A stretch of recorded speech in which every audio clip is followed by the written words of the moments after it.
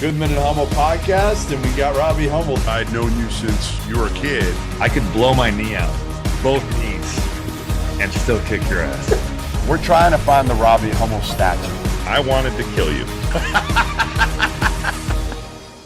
All right, welcome in another episode of the Goodman and Hummel podcast. I'm Jeff Goodman. He doesn't make his bed very well. Robbie Hummel. I haven't even slept in it yet. What do you got on there? What is that? My coat, my backpack, my car keys. You're in West Lafayette, the home away from home of Robbie Hummel. I'm in Lafayette, actually. You're Across in the Lafayette river. at that Fairfield Inn? No, it's the Doubletree by Hilton. Really? They got a good weight room, a good Why breakfast. don't you stay at the nice, you can't afford the nice hotel right on campus? Depending on who I work for, you sometimes have say or not much say. So that's why I'm the union has become very nice. Bruce White, I know, made it really, really nice. It's a Marriott property. Remember the time? Do you remember the time I left a shirt behind a couple of years ago? I asked you. I said, "Can you do me a favor?" You were still there or getting in the next day? No, I was still there. Yeah, you're still there. And I said, "Do me a favor, go in. You've got pull. I mean, you're the mayor of West Lafayette. You're a legend in that town." And I said, "Do me a favor, just get that shirt for me, and make sure you send it my way." It was a beautiful shirt. I spent a lot of money on it, and nothing. You did not come up big at all. The problem was I went to the front desk and asked, and they have a very strange policy on lost and found there. They have a third-party company running it. And unless it was you, right, I couldn't do anything. I was handcuffed. I couldn't help. I wanted to. Sure, I believe this. Yeah, I swear, dude. I swear to God, I went to them. And they had to go through the forms. You filled out the online application, and that shirt from the dollar store is lost in I don't know where it's at. Lost forever. Forever. I never put in the claim either. I should have put in the claim. Yeah, wait, you didn't even put the claim. I told you you didn't do it. I never put the claim in. Shirt must not have been that nice. You didn't put the claim in. I was busy. I was running around working my ass off while you were sitting in West Lafayette. I don't know what you do there. Eat at that greasy lunch place all the time. Oh, Triple X. Triple X is good. When you're hungover, it's really good. So rumor has it, my sources told me that yesterday that you were a little scared after our last, really not the conversation. You were scared when you saw the photo of me on the pickleball court with Isaiah Austin. Looking like a specimen out there. Yeah, looking like a real specimen next to Isaiah. Absolutely. I was a lean, mean fighting machine out there. So what did you do? What did you do? You called up Glenn Hummel, your father, the former tennis star, the legend, the now turned pickleball standout, and you said, "Glenn, I need your help.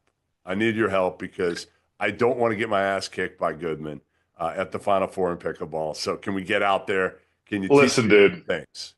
I used to do this with the mile run too. We had to run the mile in a certain time at Purdue. I'd always run it a few days before just to make sure. And granted, I was running it in 4:43. So I really didn't need to do it. I probably was going to make it. Just like I'm probably going to beat the shit out of you.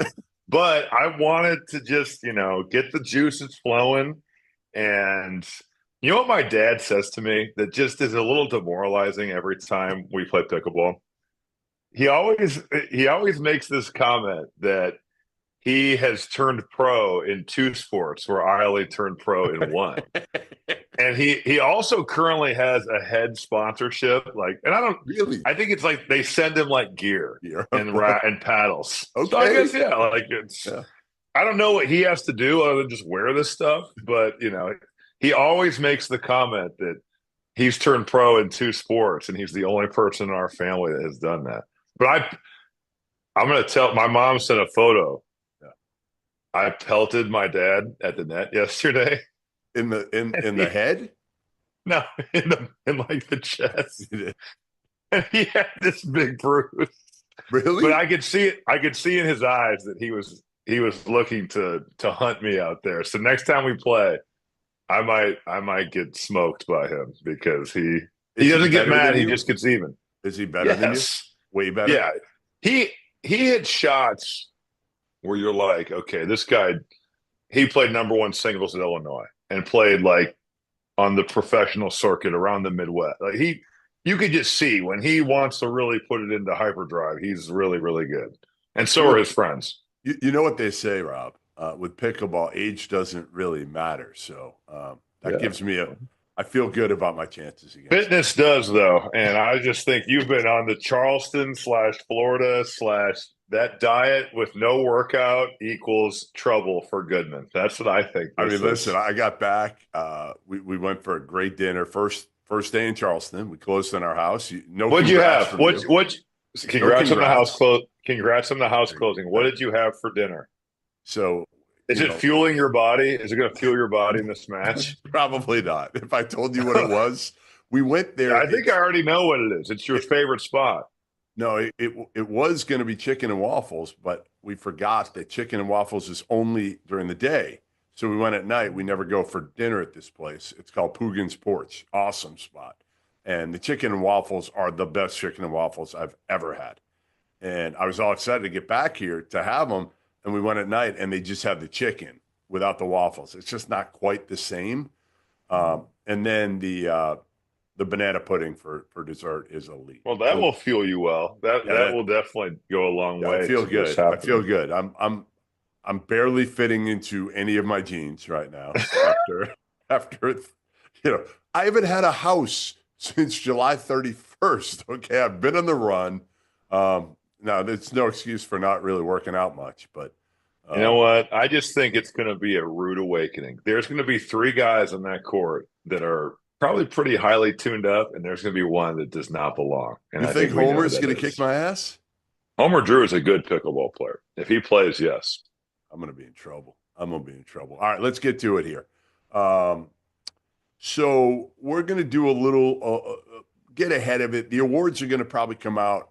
Field of 68, we're going to do them, I think, next Monday morning, the day after the regular season ends. I'm always torn on this because I hate doing them after the regular season. I don't know how you feel because you want the postseason to count. It matters the most. Well, because SEC Player of the Year, Big Ten Player of the Year, those are regular season awards. You know, MOP of the Final Four or like the most outstanding player of your region. I think for this, it makes sense to do them. I understand what you're saying, but I'm okay with it being a regular season. What did you do here in the conference play? All right. So having said that, let's start with the biggest award and I think the most controversial award we're going to see this year. Although I think National Player of the Year and Coach of the Year are going to be controversial because, for Player of the Year, it's a 2-horse race. It's been a 2-horse race here for, honestly, a couple months. Cam Jones was a part of this for a while. Braden Smith was a part of it for a minute, I thought. But it's really been Cooper Flagg and Janai Broome the whole season for the most part. And you look at their numbers, Rob. I'm going to read their numbers. Cooper Flagg just finished playing tonight, so I haven't added in tonight's game where they absolutely mollywopped Wake Forest. Do you like that word, by the way? Mollywopped? Yeah, that's very impressive. Good word. Did you learn that at journalism school? I did. Yeah. You should. It's paying off. I'm going to teach you some big words like that one day.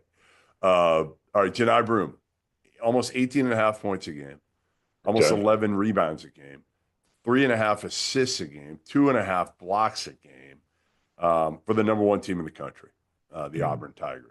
And then you got Cooper Flagg, the young kid. Janai is a 5th-year senior.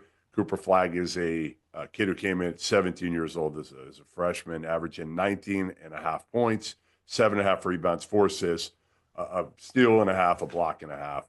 He's been sensational. I mean, they've both been ridiculous. Not good, ridiculous. So it's splitting hairs.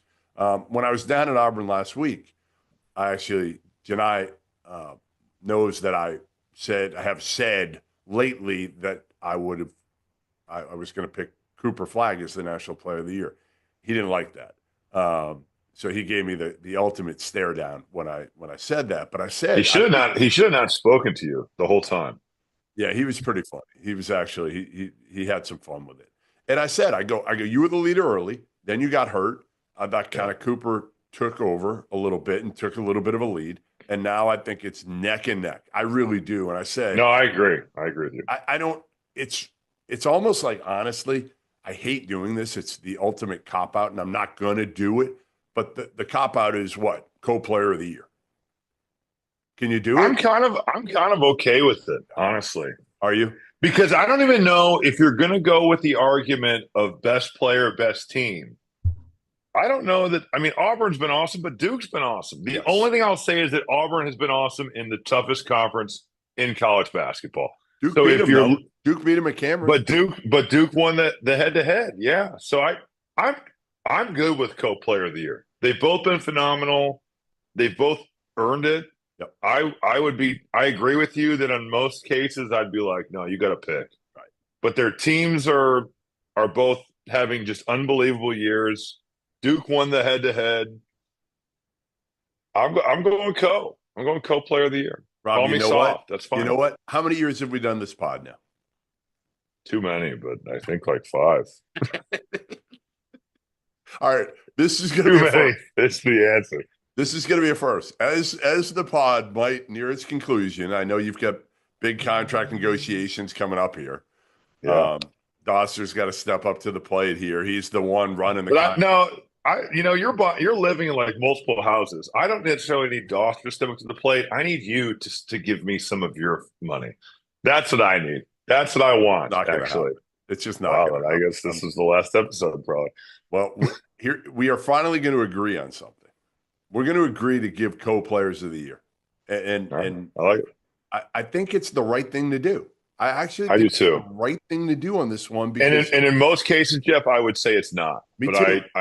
I don't like leaving one of these guys out for the seasons that they have had and their teams have had. Yeah, I'm with you. And again, it's really cool how you've got the older dude who, started as a mid-major. Everybody kind of questioned him. I actually called. He went to Morehead State for 2 years, for people that don't know. And I talked to Preston Spradlin last week about it, his former coach at Morehead, who's now at James Madison. I said, what was it? Like, why did people pass on him? And he said, he goes, he was really skinny, and he's not a great athlete. Right. And he played on a good AAU team. It's crazy he's really skinny because he's pretty put together when you see him now. And even last year, like he really did a good job of putting some serious size on his body. So you have him, the kid with the chip in his shoulder the whole time, questioned, who's the veteran, and it's just got better and better. And then you got Cooper, who's, a generational player. Yeah, just like that guy, right? That guy who comes from Maine, who's 17 years old when he comes into college and doesn't just live up to the hype. Like, doesn't just live up to it, Rob, because it's harder these days, I think, than ever to deal with social media, with NIL, with all the other stuff, right? Look at the Zeke Mayo stuff is just horrific. Disgusting. It totally is. And that's happening all over. Well, mention America. What it is, Rob. Mention what it is for people that don't know. He had a bad game, or I didn't even see it, but he said he had a bad game in his tweet. And basically he said, I need to play better, which is pathetic that he has to say that because, but he posted 4 screenshots of people that sent him messages that were racist and hateful and, just the worst things you could say to a kid. It's really disgusting. Did you ever get this, Rob? Did you ever get any of this when you I was getting it on like the front end? But it was more so like, getting made fun of for always getting hurt or, like stuff like that. And I don't think I got Twitter until you didn't. The year I sat out, and then I had it my senior year. What was your last year? 2012. So Twitter was starting to be like a thing. So I was on the front. I got it more in the NBA, and that was more just you suck. That wasn't. That wasn't, right. That wasn't racist. That was accurate. It wasn't, How many points a game did you average in the NBA? So I thought, you can't even make the rec league team. But no, it was more of the you are not good. That's what it would be. Or like, stuff like that. But the stuff that was being tweeted at Zeke Mayo is disgusting. It's pathetic. It's just, but with gambling and with the fanaticism of some of these fan bases, that seems to just get worse and worse for the vocal minority. It is. It is. For all places, not just Kansas or Duke or wherever. It's just like, who do you think you are? Who do you think you are to say this to somebody? And what do you do about this? Well, and the crazier thing is, a lot of times on Twitter, when you're having somebody come at you, it's somebody that has a profile photo that's like, God knows what, a logo, an actor, like it's a fake, it's like a facade. They might say their name is something, but it's really like a dark profile. These Instagram messages are people with their own pictures and their own names on it. I'm glad he put it out. How stupid are you? I'm so I hope glad. they get fired. I hope they do. It's like the Philadelphia Eagles fan that was treating that woman so badly at the NFC title game, and he got fired. And good. You act like that, you should be fired. If you do things like that and you're dumb enough to put that out there from your account, then you know what? If Zeke Mayo wants to tweet that out, then good for him. Yeah. Good for him. And the last thing I'll say about this, college basketball or professional basketball is hard enough as it is from the standpoint of your own expectations, your coach's expectations, your teammates' expectations for you. It's already hard enough. And with social media, there's the whole build your brand. There's monetary stuff that you can make. There are positives for these kids in having a Twitter or an Instagram or whatever. But the hard thing is that what comes along with it is you're opening yourself up a direct line of communication to anybody on the planet. And because of the positives, you're willing to do it. But if you lose or you play poorly or whatever happens, now whoever has this line where if you open that, that folder of DMs, you're going to see this stuff. And I think for most players, it's very hard not to look. And it's now a part of it. But it was already hard enough. Now you think about all the criticism and all the crazy stuff that gets sent to you. It's just all that much harder. And the gambling. And the gambling part. And that's made it way worse, too. Right. Yep. Yeah. It's hard. I mean, I DM'd Zeke right after I saw that. And, I got a chance to meet him last year at Summit League Media Day. Great kid. Mm-hmm. And, what do you even say to a kid like that? Like I just said, like, hey, man, don't worry. Like, no, I mean, listen to Bill Self. Listen to your assistant coaches. Listen to your teammates. Yep. That's right. Those are the people that matter. That's what Forget these morons that are hitting you up on Twitter. This is the 0.1%. This is the 0.1% of complete assholes. But the problem, Jeff, is that they're so loud that I think that it feels like everybody feels like this. When in reality, if it's 10 people of the Kansas fan base or 20 or 30, that's really not that many when your school has 500,000 alum, like that. Well, listen, you've heard it with games that you've called. You've heard it from fan bases. Sure. I know I've heard it. And nothing like that. I mean, I just get you suck. Like that's what you, or, you're biased or that's nothing compared to what Zeke Mayo's, getting here. All right. Next award, the National Coach of the Year. This is hard. There's a lot of really good ones. It's impossible. I mean, honestly, like we thought Janai Broom or Cooper Flagg was different. Can we give it a 6-way tie? I mean, I got coaches. Like 10 names written down. I mean, I'm going to easily. I'm going to give, let's narrow it to 5 first. Let's narrow it to 5. Give me start. We're going to alternate. Okay. We're going to alternate and just give me one.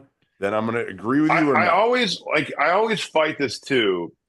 How do you do it? Bruce Pearl has had a phenomenal year, but everyone thought his team would be good. So he probably gets taken out, which is sad. I mean, Shire too. You have Cooper Flagg, but those guys have done great jobs. You do more of. It's like the guys that overachieve. Yes, I think so.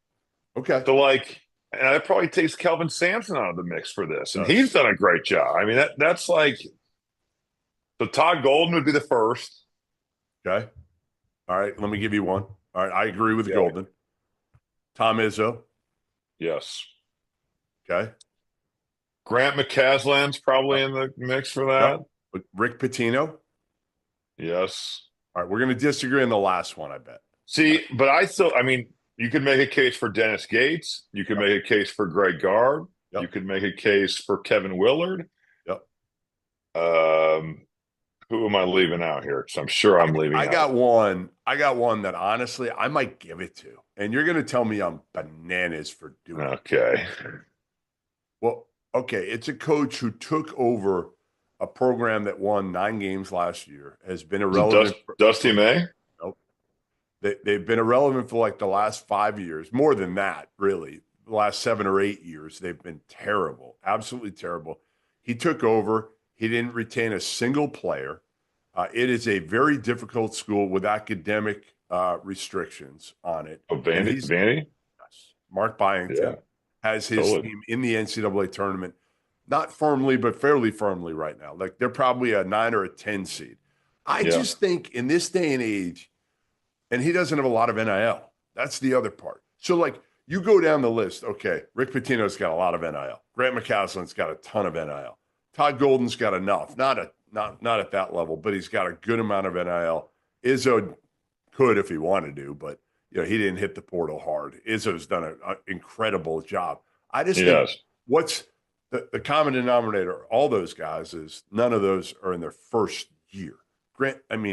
Mark Byington literally took over a program. They were picked last in the SEC. In a league that is a monster. Yes. Yes. I mean, the fact that he's got them in the NCAA tournament. And again, look at, if I read you his roster right now and where they came from. All right. I'm going to read them to you if I can find it here. Okay. So Jason Edwards is their best player. He came from North Texas. Then you got the McLaughlin kid Devin McLaughlin came from Boston College. Tyler Nickel came from Virginia Tech by way of North Carolina. Didn't play much. A.J. Hogard, well, from Michigan State. And then he brought Jalen Carey with him from James Madison. Those are his top 5 players. Those are his top 5 players, Rob. Yeah, that's amazing. Like, I know people are going to look at me and say, you're out of your minds. You're really going to give the coach of the year and the national coach of the year to Mark Byington at Vandy. And the crazy part of that, by the way, he came from James Madison. The national football coach of the year also came from James Madison, Kurt Signetti. Yeah, I know. That's crazy. Which is crazy. I'm not saying like you could make the case, but then think about the coaches we didn't talk. I mean, like you could talk about. I mentioned Dusty May. He has 2 guys left. They're in second place in the Big Ten. Like he's done a phenomenal job. Had to totally build that thing in the portal and have a vision to say, you know what, I'm going to take 2 7-footers because I see the way that Danny Wolf can play with Vlad Golden. Like he's done a great job. Think he knew that? Do you think he knew that when he got him, or do you think he was like, you would think that if you asked him, he'd be like, "Oh, I knew." Yeah, I I feel I don't know. I feel like this was like an experiment. Like, hey, you know what? I can get Danny Wolf. He's really good. And then I can get Vlad Golden because he's going to come with me.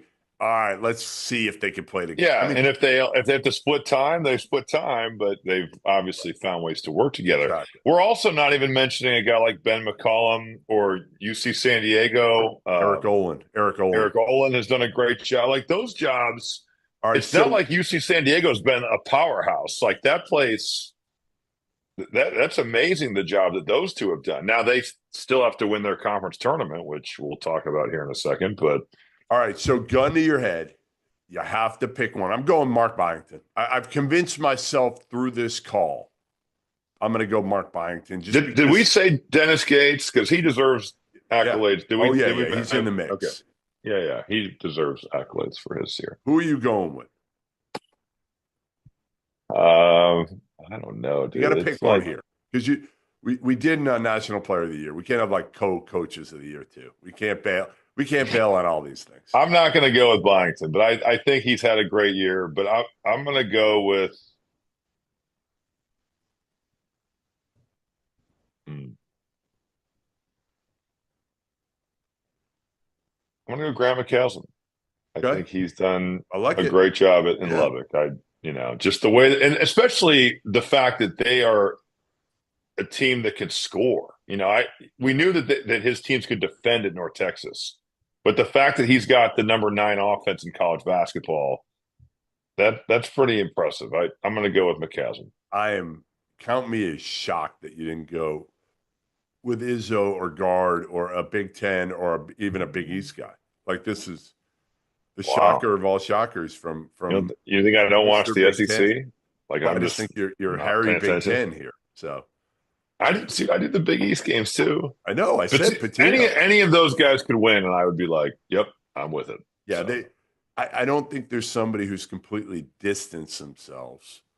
I think there's so many guys in that mix. But again, I think for me, the differentiator, honestly, Rob, was NIL. And McCaslin has it. Patino has it. A lot of those guys. Izzo. That's valid. Izzo but with Izzo, I don't think that's not why they've won. They've won because they've gotten back to what they've been good at in the past, and they develop players, and they got a guy in Jace Richardson who's a beast. Yeah. That's why they've won. Agreed. If you haven't heard by now, we have partnered with BetMGM for the season. We'll be using BetMGM lines to make all of our picks, and we'll have special offers for the listeners and the viewers of the Field of 68. Bet insurance tokens, odds boosts, and what I love, a nice parlay boost or two here or there. Be sure to keep your eye out in the app for the Field of 68 specials that we'll be running throughout the season as well. So go download the BetMGM app to sign up today. College basketball fans, are you ready to take your hoops game to a new level? Whether you're a seasoned bettor or just trying to win your March Madness office pool, Rhythm is here to give you the edge this season. With data-driven predictions for every single college basketball game left on the schedule, Rhythm helps you maximize your bets. And as March Madness kicks off, Rhythm's insights will help you spot those plucky Cinderellas that you know are going to shake up the NCAA tournament. But that's not all.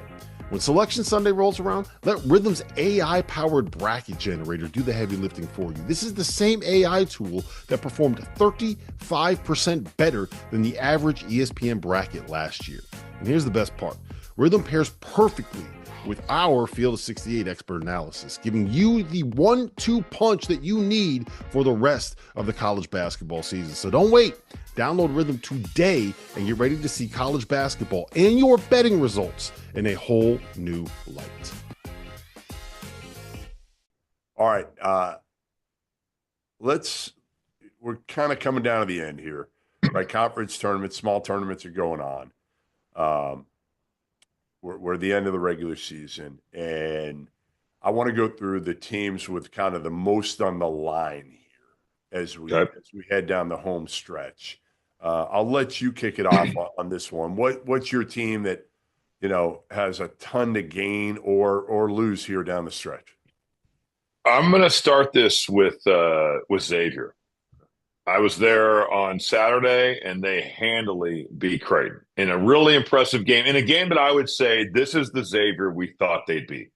And they had an injury to the big kid Traore in the preseason, and I think that kind of maybe muted their ceiling because with him, it's rim protection, it's the ability to really play Zach Fremantle at the 4 or the 5, whereas now he has to mostly play the 5. But yeah, the fact that they've gotten back into the mix by winning, I believe it's like 6 of their last 7. Yeah, 5 after in a row. They lost. Yeah, they've won 5 straight. They've won 6 of 7. That's another quad. I think it's a quad 2 game that they got over Creighton. Yeah, which is crazy. They're ranked. They're a ranked team, but they've got Butler and they've got Providence. And there was a note that I saw in an article leading into the game that said it was like the last 73 Big East teams that went into the Big East tournament, didn't play in it, but went into the tournament with 21 wins. Every single one of them made the NCAA tournament. So if you're like looking at history, you would say, all right, if they beat Butler and Providence, that gets them to 21. It's the games at Butler. They're like 1 in 10, though, in quad 1. They are 1 in 10 in quad 1. They are 1 in 10. But also on top of this, if they win those 2, I think that keeps them in the 4-5 game, which then does guarantee you a quad 1 game at Madison Square Garden on a neutral floor. So massive week for them. And I think Sean Miller has done a good job of keeping this thing afloat because their schedule early was brutal. UConn, Marquette, St. John's in their 3 of their first 5 conference games. So, all right, mine is easy. Mine is John Calipari and Arkansas, who are coming off as bad a loss as I've seen for Calipari in the regular season in a long, long, long time. I mean, they went down to Columbia, South Carolina, and got absolutely smoked. I feel like you said that with like so much joy in your voice. No, I just, you know what the joy will be? The joy for me, the joy for me is going to the SEC tournament next week and seeing so much on the line all over the place. You know, number 1 seeds on the line, right? Like we know Auburn's set, but after that, Auburn, Tennessee, Florida, all fighting for number 1, maybe 2. Bama could maybe get there or no? Could Bama get to the 1? Totally. Yes. 2 of those 3 teams could get a 1. I mean, you're talking about Auburn, Duke, and then we'll see what happens with Houston. Right now, Houston's probably in line for a 1, and all those 3 SEC teams are fighting for 1. But if Houston, you know, if they slip up here, who knows? Maybe 2 of those SEC teams, you could get 3 of the 4 with number 1s. Then you've got all these bubble teams, right? You know Texas is going to be on the bubble. Georgia looks like they're going to be in the bubble. And Arkansas now, you know, look at what they got. They got Vandy on the road, tough place to play, and then you end up with Mississippi State at home. Like, those are not layups. So I think Cal goes in probably needing a win. He probably splits these 2 games, and my guess is he needs a win. You know, do you believe – so are you like me where you believe if it's close that the committee made up of human beings will look at it and say, you know what, let's throw Arkansas on that first 4 because it helps with the ratings at all, or no? Or do you? Yeah, I believe that. I think the ratings play a factor into every decision that gets made. And you can make a case when you get to the first 4 and the bubble teams, you can play it however you want, right? I personally, I think, and I don't know if you agree with this, is to me, if you're talking about all these teams that are close, let's say there's 5 teams and it's splitting hairs, I would always reward the team, if they're close, the team that played people in the non-conference. Always. Yeah, but that's not fair. Why? Indiana State would have wanted to play people last year. I'm not talking about the mids. No, I'm not. I'm sorry. I didn't mean to include the mids in those. I meant the highs. If you're looking between like 4 or 5 highs. strength of schedule should always be a deciding factor with high major teams. Right. But I that's totally fine. I agree. All right. Who else you got? Who else is got a lot more? Indiana. Huge week. Huge week for Indiana. Seems like they are in the tournament if it started today. But a game at Oregon, that won't hurt you. Ohio State at home, that's a pretty massive game because Ohio State is also a team that needs wins, I would say, this week. And next week at the Big Ten tournament, just to feel good. But, yeah, I credit Indiana for continuing to play hard and kind of finding themselves here. But they've won 3 straight. They beat Purdue. They beat Penn State in a tough one, go out to Washington and win that game by 18. So if you can beat Oregon, I'd probably think that they're going to make the NCAA tournament. But if you don't, and now you play Ohio State, who's also right there on the bubble, that's a pretty massive game. So we'll see for the Hoosiers. Yeah, for me, it's Drake and Bennett Sturts and those guys over there. Obviously, Ben McCullum's done a great job bringing those 4 D2 kids with him to Drake, and they won the regular season. But as we know, like you said earlier, Indiana State didn't get in last year. Will Drake get in if they lose in the finals of the Valley or the semifinals? Probably not. I mean, I think if they go to the finals and lose, they're still okay. But who knows? I mean, they got a lot on the line. You certainly don't want to leave it to chance. And also, if you win the Valley tournament, hopefully you put yourself in a position where you get a little bit better seed. Yeah, let me ask you this. You know, for these mid-majors, it seems like some of them are doing everything they can to make the road for their top teams as easy as possible. Like, there's that one bracket where it's like the 1 and 2 seeds have like 6 buys, and it's just game after game. So I understand why. They want the teams that have the best chance to advance in the NCAA tournament to make it. Because how many times have we seen a team have a great year? Indiana State is the perfect example last year. They are a team that's like awesome to watch, great offense, capable of beating good teams, and they don't win their conference tournament because it's a one game, single elimination type deal. So I understand that conference tournaments bring money. And if you make it to where there's nothing on the line, why would TV networks want to put them on? So it's like, is this the right way, though, for mid-major conferences to determine who goes? I get that you probably really like the money that ESPN pays for Champ Week. Yeah. But it also stinks when a team like, we keep using Indiana State. There's plenty of other examples of teams that have not gotten in, that have been by far the best team in their conference. Is there a better way to do that? Or is this just kind of because of money, this is the only answer? And you know what? You've got to just find your way in. Yeah, money and obviously that, everybody looks forward to these conference tournaments if they mean because there's so much on the line. Yeah, right. It's fun. I mean, it's a blast, but I'm torn because obviously we both know 3 months, it's a lot harder to win 3 months than it is 3 days. And, sure. And you were mentioning it was especially in basketball. If this was football and it's like, all right, the bigger, better team is going to, and not that there's not upsets in football, there are, but in basketball, foul trouble, 3-point line, like dude playing out of his mind. There's so many things that can happen that can impact these games in a very large way. You were referring to the Sun Belt, the Fun Belt, as I call it, earlier. They had a 4-way tie for the for the regular season. That bracket looks insane. It really does. Can I read it to you? Can I read it to you? And just so you can understand what this bracket looks like. It is so much fun. The first game, and it's one game basically like a day, it looks like. For the first couple, it has to be. Southern Miss plays Coastal Carolina 12-13. Then the next day, the winner of that plays Georgia Southern, the 9 seed. The winner of that then moves forward and plays the number 8 seed, Georgia State, the next day.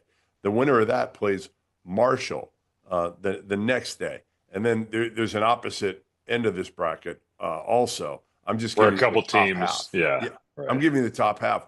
So basically, South Alabama and JMU got the 2 top spots due to tiebreakers. They will not play until the semifinals.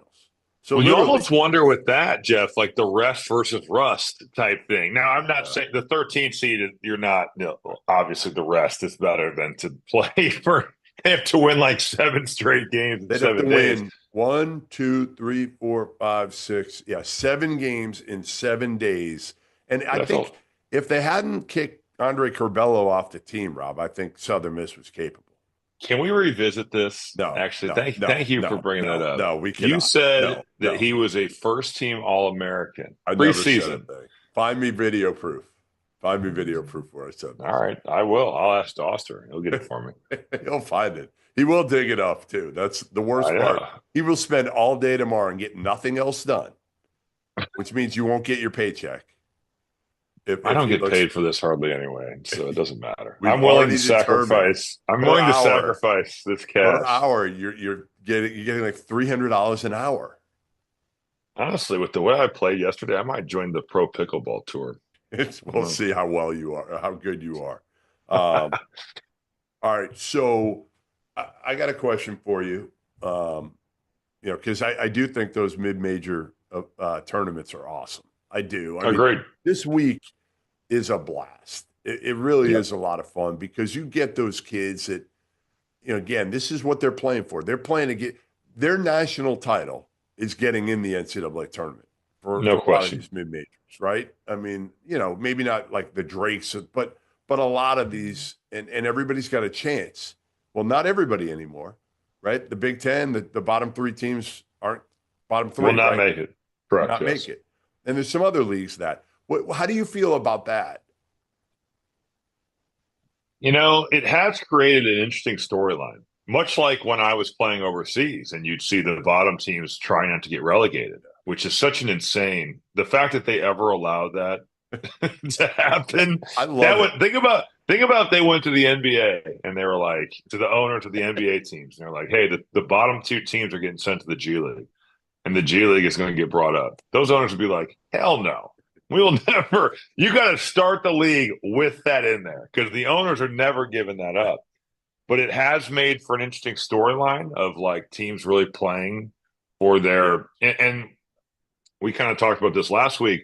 The thing about conference championships is that it provides hope for teams and players. Like you always could have a magical run. It happens all the time. Yep. NC State is the latest example of that. They, who knows what Kevin Keatts is doing right now if they don't go on that type of run. So it kind of takes that away. But some of the coaches have been pretty vocal in the Big Ten about and it's the coaches that are kind of in play to get left out of the Big Ten tournament, and why it's just a bad idea, and how it would be easy for everybody to play, and student athlete welfare. Which, if you are actually trying to make the case that this is in the best interest of the student athletes, I don't know how taking away a postseason opportunity would ever fall in to that category, because it's not. And I'm a little surprised, I guess, just from a TV perspective, because money is what drives so much. So why not just start either earlier or a day before and play another game or two? I don't know why they wouldn't. Yeah, I mean, to me again, I feel like if it's for the student athlete. If it is, then this is total BS, because this is not in the best interest for the student athlete. I mean, like Penn State, Mike Rhodes was pissed. Yeah, and so was Fran McCaffrey. Yeah. He said we had a great experience at the Big Ten tournament last year. Those kids deserve that. They do. And I agree with him. That is BS. How much do these high major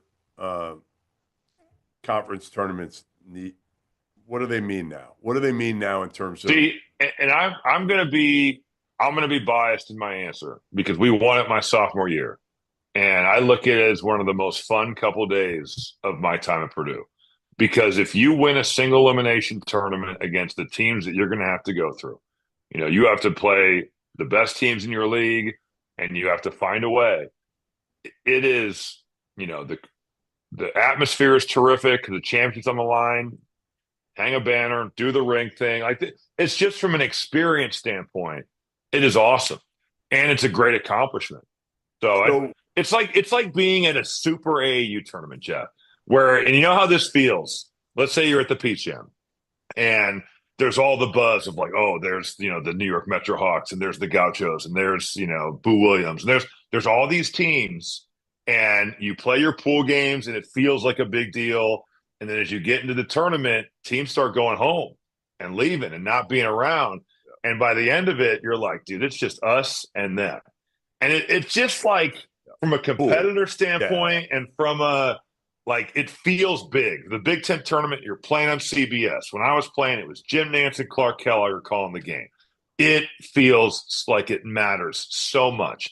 And the guys, you play hard, you understand what's at stake. I get why people think, dude, we just played 2.5 months of conference play. Why would we do this? But for the players, from that perspective, it matters, and there's so much on the line, and it's an awesome thing to play in. If let's say you're Auburn, for argument's sake, let's say you're Auburn going to the SEC tournament next week. You've already got a number 1 seed locked up. You've already got the number 1 overall seed locked up. Sure. Is there any thought to, I don't want to say throwing the SEC tournament, because obviously you don't want to. You want to win, and these guys believe they can win, and they're going to try to win the SEC tournament. They want to be one of the greatest teams mentioned of this modern era of basketball, especially in the NIL era right now, what they're able to do. But is there a benefit to going out in the semis and getting another day off? The rest would not hurt you in any way, shape, or form. I think Purdue's a great example of that. How do you feel, Rob, at the end of a year like this? You did how many NCAA tournaments did you play in? 7? Well, I played in only 3. Right. Okay. So I got hurt I got hurt before the junior year one, and then I didn't play at all my senior year. So I played in 3 NCAA tournaments. Take me through again. You had one before you got hurt at all? Two. No, I played my freshman, sophomore. I missed my junior year one because I got hurt in February. I didn't play as a senior, and then we made the tournament my 5th year. So like your first couple years even, are you noticing the difference as a player? Because they say this all the time. Like, you guys are kids. You're young. You could play. Yeah. I didn't notice a difference. Okay. But you were because we lost. I would hope so. We lost in the quarters, but we got a bye to the quarters my freshman year. We lost to Illinois. Dimitri McCamey had like 35 points. Really? And it was such a bummer. Then we just went home and sat around and waited for the NCAA tournament to start. My sophomore year, we won it. And there's always this argument of like the rest. Well, we used that to kind of springboard us into the tournament. We went to the Sweet 16. We lost to UConn, who goes to the Final Four. You'd rather you can make cases injuries, unless you've got a team where you clearly need guys like Lamont Butler at Kentucky or something. Yeah, and I think for every one of the situations where you have a team like Iowa a couple years ago that wins the Big Ten tournament and then loses in the first round, you could turn around and pick a different team that won the Big Ten tournament and went on to make a run to the second weekend, and you could point to, hey, they were playing with a lot of momentum and a lot of confidence. I think Purdue is a great example from last season of a team that, not that they were trying to lose, but when they lost to Wisconsin, I think they were like, good. We know this isn't this is not what's important. And I think Auburn will do everything in their power to win. If you lose, you're like, you know what? We got bigger fish to fry over the next 3 weeks. And it just is what it is. You can flip it either way. Basically, you can flip it either way. It's whatever the narrative you want to paint is what needs to be painted. I agree. All right, well, listen. I got to unpack here. Dude, is that a lifeboat or like a ring? Like yeah, it's like a floaty? Yeah, I mean, I might take that out to the water and just make sure I don't sink. Bring that out. I can't believe that you're just like gallivanting the South, Florida, like South Carolina. My wife now has to she's got to do a lot with the house while I've got to work hard here. I got to work hard over the next, going. What is your schedule here? Let's hear it. Let's hear what you're doing here. You go to the SEC tournament. Anything else? SEC tournament. Then I got to go out to Vegas to do live shows for the NCAA tournament the first 4 days. We're doing.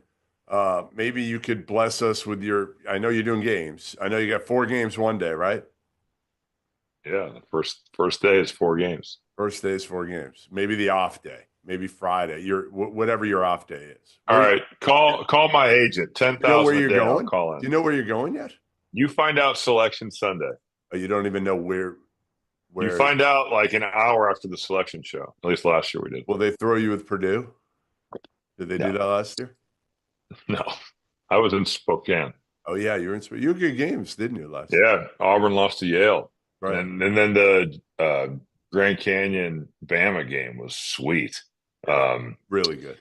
Yeah, for about 10,000 a show, I think I'll call in to Vegas. We're doing we're gonna do a live watch show all day. You're not gonna answer my request. We're not giving you 10,000. We might give you like $10 to call in to bless us with your presence for 10 minutes. Who's on the show? Who's on the show? We're gonna do like the Manning cast. We're gonna do kind of a Manning cast thing, but with a bunch of us. So there's gonna be 6 of us out there. John Martin's gonna host. Me, Doster. John Henson's going to go out there, who I'm sure – did he ever dunk on you in the NBA?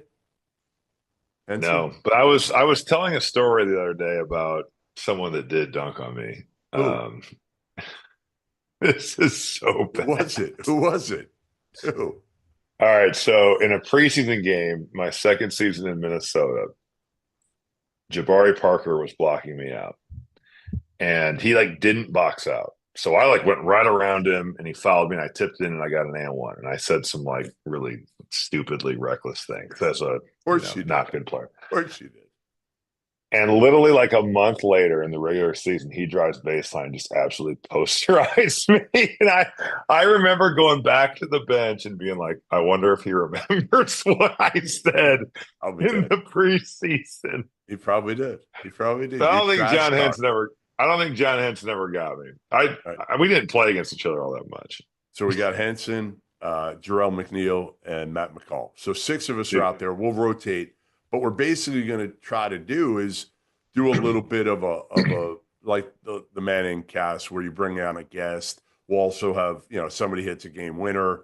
Like last year, we had the kid Stolke in from Oakland, but it was different. Last year, it was more of just show at the end of the night, pregame show, postgame. We're going to do, all day, like running it live all day.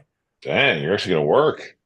Yeah. And it's the first time I ever wasn't at sites. Like normally I used to, when I was younger, I'd go 4 places, 4 days, 4 different spots. I'm too old for that. But Vegas. Old or lazy? That could be too. I choose to use old. Vegas, BetMGM kind of wanted us to do shows out there. So last year. Is that where you're doing it at the MGM?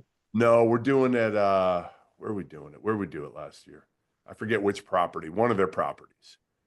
So we'll be out there. And I was like, do I want to do this? Don't I? I mean, I hate not being at games. But the one advantage. And now you get to watch them all. Because, like, the one bad thing about doing the tournament is you're kind of in your bubble. You don't necessarily, as a fan, I want to watch every one of these games because I love the NCAA tournament. Yep.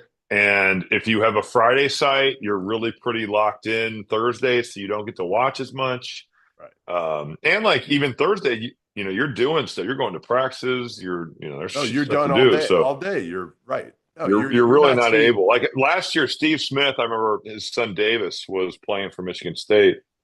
We were at the practices and he had his phone. He was watching the game on his phone. So yeah, we'll do that. Then I'll go to Atlanta for the regionals. Nice. And then I got to get the biggest thing I got to do before San Antonio. Now that you're reminding me here is my grip on my pickleball racket is all screwed up. It's all screwed up. So I actually. Oh man, you better. Now. I'm gonna make sure. Yeah, you make your note. I'm gonna make sure my dad gives me one of his super juiced head paddles. They're illegal. I think they're just rackets are illegal. You think he's like corking his bat? Yes, absolutely. I think all of a sudden he's got this thing, and this thing is going to come at me like 100 miles an hour. No, he's just got the best. This is what the pros play with. That's what he's. Now you got to be able to control this. What is he? I don't know. I have no idea. He just told me it was one of the new technology ones, so I have no clue. I'm going to go out. I think I'm going to spend some money for a good racket.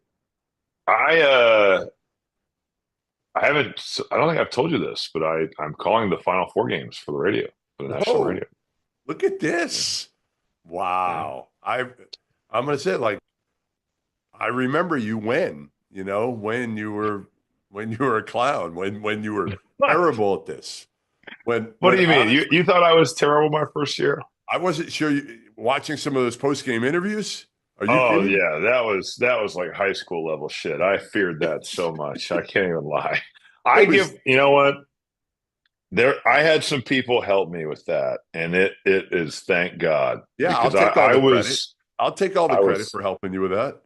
I was not talking about you. But no, it's an uncomfortable, and you've done sideline, like, it's hard, but I don't know. I did it differently. I did it differently than anybody else ever did sideline. I would have one serious question, and if I knew the coach well enough, I would always have one question where I would kind of have fun and mess around. Always. So yeah, we know.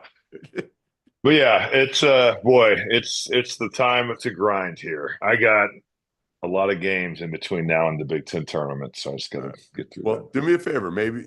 Can you do me a favor? Go down to that hotel down in West Lafayette on campus and see if maybe you can find that shirt for me. Or I'll stop in and see what they're lost. Somebody might be wearing it at the front desk. I'll send you a picture. What color was it? Beautiful. It was a blue It's a light blue. It looked great on me. Looked great. I mean, it was honestly, I looked slim. Dude, you gotta diet before this. I don't want you to like literally. I really do. You know, I don't want you to blow your knee out just from like walking. So I was planning in my diet on about April 10th. Okay, the diet will start when I get back to Charleston. wow, that's a hard city to diet in. So I don't know if No, it you're gonna be able to. sucks. It sucks. I mean, like honestly, really hard to stay away from. I mean, the biscuits tonight to start the meal. You think you're gonna win this, and you're talking about just crushing 7 biscuits every breakfast? There's no